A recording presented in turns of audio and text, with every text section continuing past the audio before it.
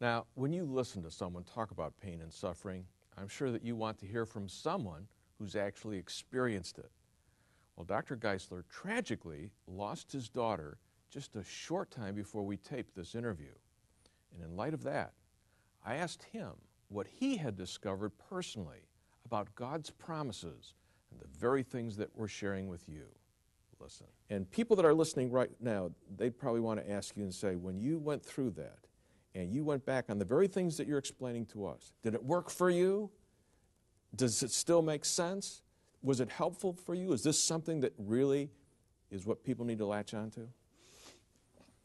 I remember that very well, John. I remember saying to Rabbi Kushner, I empathize with you, I sympathize with you, but you know, your God is not the kind of God that can give you any ultimate comfort in this, because you're not even sure you'll see your son again, because you didn't even believe that he would live on after death for sure. And I said, your God is not all-powerful, and he can't bring good out of evil. So the kind of God you need is the kind of God who's in the Bible, who's all-powerful and all good and all-knowing, and can do something for your situation. Never knowing at the time that I would go through things that probably are as equally difficult or worse than Rabbi Kushner did. Since that time, in 18 months, we lost a father, a mother, a sister, a brother-in-law, and our two closest friends. And I had been a pastor for years, and I'd comforted people in their sorrow and in their suffering. But I wasn't ready for the biggest evil that ever hit me when our daughter died a tragic death just 2 years ago. And it's just something, John, that you have to experience to understand. It's like a 100-foot-tall tidal wave coming at you, and you know you can't swim. And I had to cast myself on the grace of God and trust that what I believed was really true. My grace is sufficient for you, the Apostle Paul said in 2 Corinthians 12. And I would wake up at night singing songs on the attributes of God.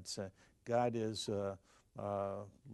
light, God is good, God is eternal, God is gracious, it is well with my soul, peace like a river. All these great hymns of the faith that talk about the attributes of God were the only comfort I had, because everything human had evaporated. The best things around me, father, mother, brothers, sisters, and now daughter, that tragedy was so great in our lives that we tested the grace of God, we tested the character of God, and we found him to be faithful, absolutely unimaginably faithful to us. And the grace of God brought us through that difficult circumstance only because I knew that God was all-loving, and he had a good purpose for it. He was all-powerful, and he was going to bring something greater out of it. And I was going to see my mother, my father, my sister, brother, daughter again someday in heaven, because he could resurrect the dead and is going to resurrect them. And that was the strength that kept us going, and we made it through that very difficult circumstance.